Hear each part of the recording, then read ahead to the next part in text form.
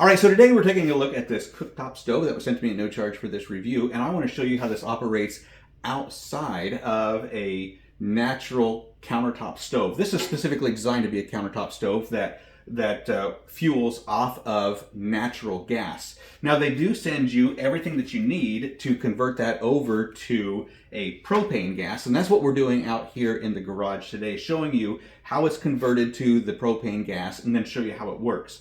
So the first thing I want to do, I just want to show you how it works, and then we're going to dive into this, show you how I converted it over to an LP or a propane gas. So I'm going to go ahead and turn my gas on.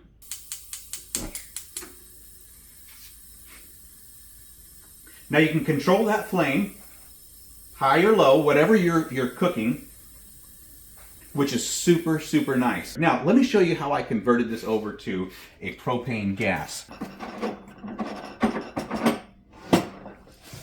Okay, so what they give you here is a regulator, but you do have to buy this piece here to connect it to your propane hose. Now this one is actually a 1/2 inch male to a 3/4 inch male, and what you want to do is make sure that you get the correct threads.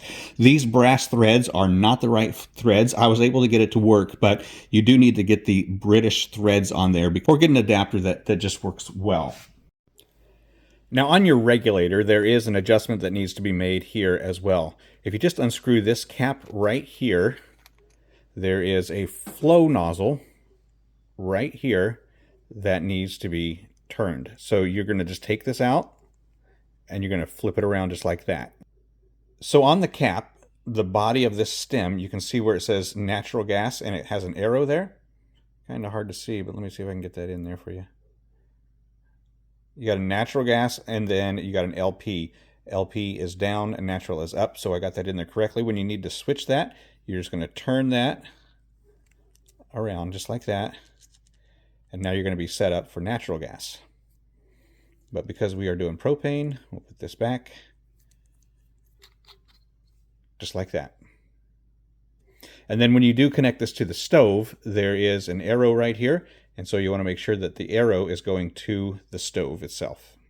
On the bottom of the stove, there is a stem with threads on it. That's where your regulator is going to go, just like that. You also get a couple of these adapters or adjustments if you need to do those. It does also come with some legs on it, but as you noticed, the regulator is a little bit taller than the legs, so I just have it sitting over the edge of a table here. And then this all comes apart as well. And then right down inside here is your nozzle. This is where your propane is going to come out of. This is your igniter. And you need to change your nozzles. You see, this nozzle here is for natural gas. And so you're just going to take these out. And I used just a small ratchet right here. This is what I used.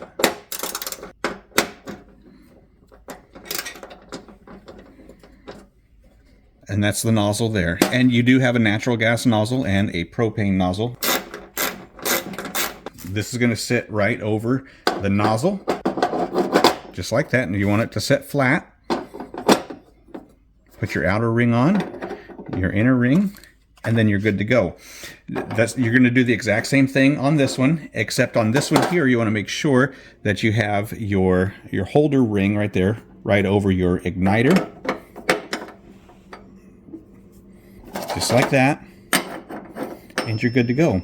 Now, if you are installing this into a countertop, they do give you a little bit of stripping there, and then if you didn't want to use your ratchet, they do give you a little wrench here that you could use to get those nozzles out. I found a ratchet to be much easier because it's a little bit longer. So there you go. That is the countertop cooktop stove.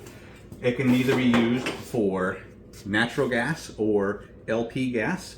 Super nice. That means you can use it indoors or you can use it outdoors depending on what your situation is.